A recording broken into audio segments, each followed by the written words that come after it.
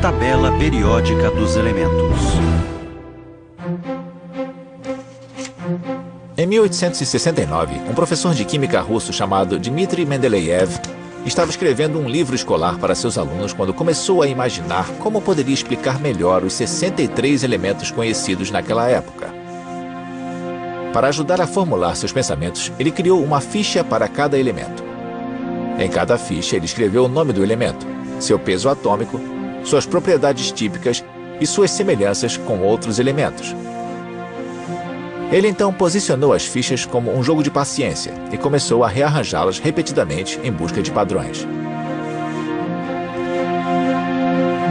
Então veio o momento da descoberta. Diante dele havia algo extraordinário. Os elementos se ajustavam em 5 agrupamentos verticais. Cada agrupamento periódico continha membros que eram parecidos entre si, tanto química quanto fisicamente.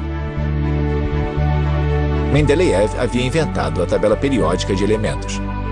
Um mapa que mostrava como todos os elementos estavam ligados uns aos outros. Um mapa tão preciso que ele achava que podia ser usado para prever a existência e as propriedades de 3 elementos que ainda não haviam sido descobertos. Um seria como o boro, ele disse, outro como o alumínio e outro como o silício. Depois, esses elementos foram descobertos e Mendeleev provou que estava certo. Na verdade, houve um pouco de controvérsia, porque um químico alemão chamado Lothar Meyer tivera praticamente a mesma ideia. Mas Meyer não teve tanta coragem assim.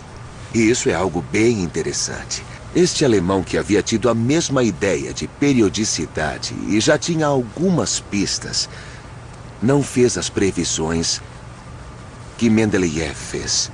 Aqui vemos o poder de uma previsão bem arriscada para fazer as pessoas aceitarem uma teoria. Não há nada mais poderoso do que fazer uma previsão que não seja óbvia. E aí, torná-la real. E torná-la real. Se você olhar bem suas anotações, eu acho que verá algo muito mais interessante do que aquelas fichas. O que se vê é o seguinte: é como se eu e você tivéssemos de ordenar todas as coisas do mundo. Para começar, devemos fazer uma pequena lista. Então ele fez uma lista dos elementos. Ele colocou no pé da página os elementos listados por ordem de peso, de massas atômicas.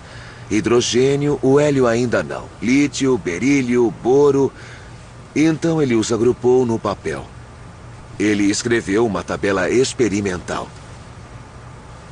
E quando inseriu os elementos na tabela, como eu ou você faríamos, ele os riscou da lista, dizendo: estes se encaixam. Abaixo ele escreveu em alemão: estes não entram, não se encaixam. Estes aqui não são compatíveis. 3 elementos não se encaixavam na primeira vez em que os inseriu na tabela. Toda a tabela estava cheia de riscos. Eu adorei isso. O que nós vemos aqui?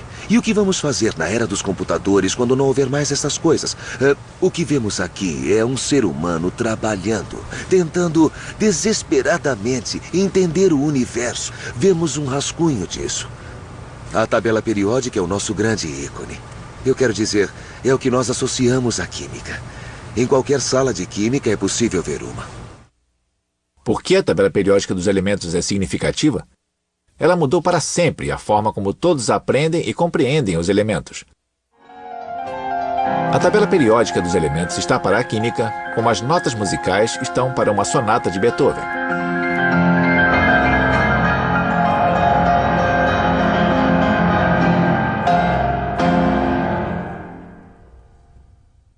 Para homenagear Mendeleev, seu nome agora está literalmente ligado à tabela periódica. O nome do elemento 101 foi inspirado em seu nome. Ele se chama Mendeleevio. Não são apenas os químicos que gostam da tabela periódica. Eu ouvi que você também carrega uma. Com certeza. Carrego sim. Eu quero ver. Nunca se sabe. E eu a uso muito. Vamos ver.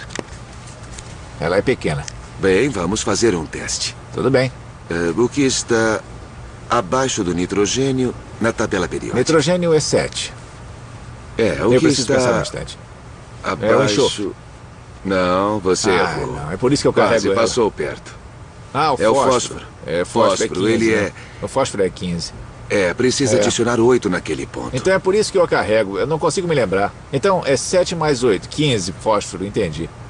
Existe um padrão aí, não é?